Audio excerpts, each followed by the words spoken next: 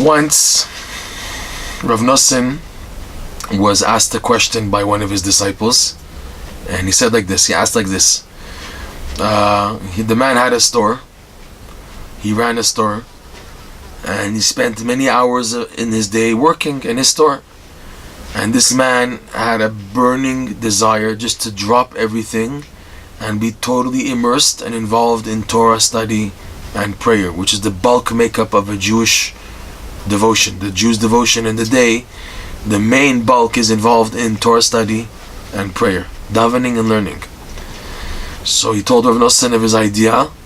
He asked his advice, basically, presenting to him his idea that he wanted just to sell his business and to be totally immersed and involved in Torah study and prayer, to live a life of holiness, of just Torah study and prayer. So Reb Noson answered him like this. He said, look at you now. Right now, you're burning with a desire to learn Torah and to davening, and you do anything to get to that. So you're now ready and willing to live off money that you'll get from selling your business. Okay, this money will last you maybe 2, 3, 4, 5, 6 months, whatever, a year, whatever it takes. So now you're burning with this desire.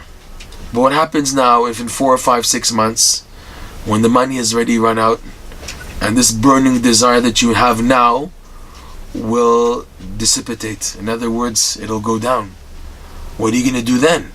You're going to feel the pressure, the financial pressure, not having a source of income to support you, sustain you, and the greater difficulty in surviving, making ends meet.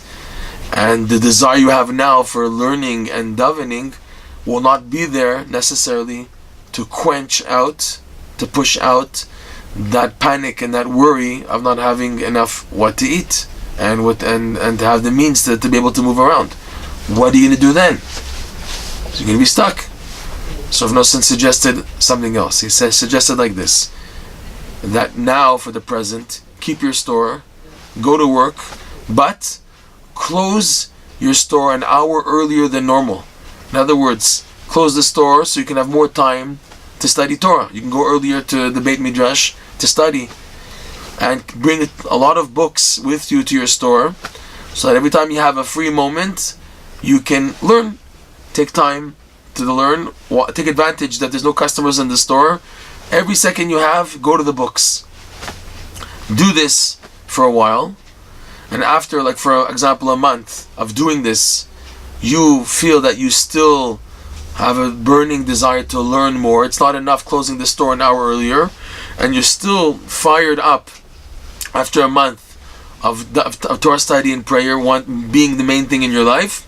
So in this slow, gradual process, close the store another hour earlier, and again have the books at that store, and go earlier to learn Torah, and continue in this process.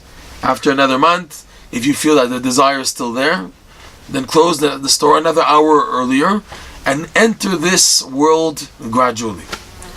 You will see, Reb Noson told him, that if it works, fine. And if it doesn't work, at least in the meantime, you will have earned a living.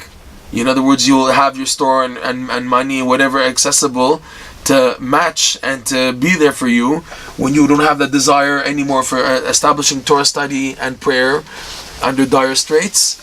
So you want to have it, that burning desire to quench out the difficulty and the worries of the dire straits, believing that Hashem in the end will come through. So you'll have now at least earned a living. This advice is such a powerful advice for basically everything, every area, every facet of life. That everything requires a gradual procession.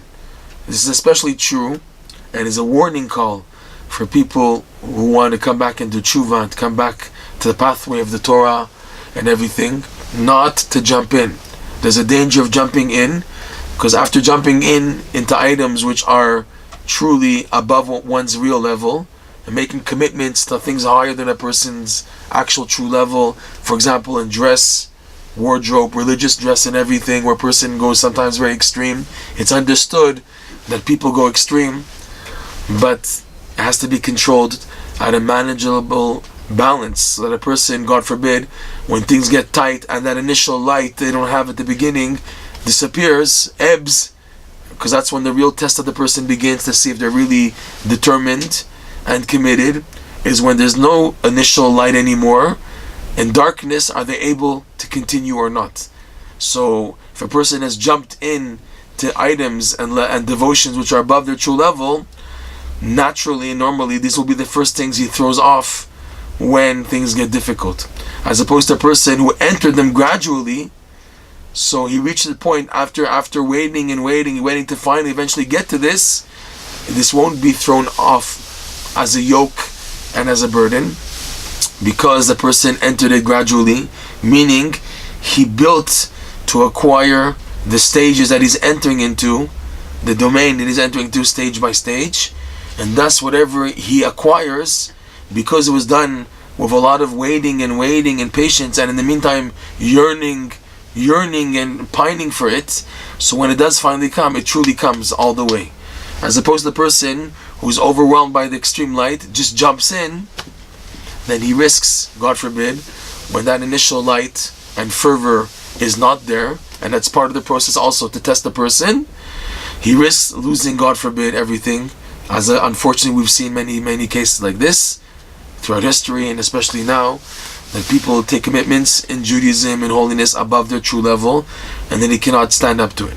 And the best always is gradual entering, where you can manage the light in proportions. It's like Reb Noson Rabbi Nachman gives the example of someone who was blinded their whole life, and suddenly they see light, so you don't expose them immediately to the sun and to outdoors.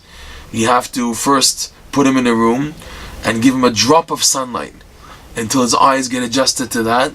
Once they've got adjusted, to add more sunlight until he gets adjusted to that, and so on and so forth, until a person can fully adjust and regulate and deal with any level of light.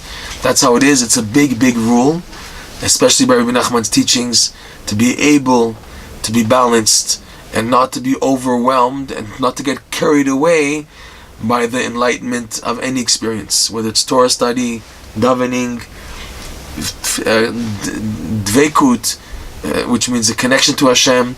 Everything should be within a structure. That's why also it's a very special and very important that a person should have what's called Shmirat Hazman, watching his time, to do everything within time frames. Doesn't mean to be just square and constricted and everything. No, I'm doing what I'm doing. I'm opening up to Hashem, but I made boundaries, because you can't just keep on doing things. You can't wear tefillin all day and then into the night and be in a different world.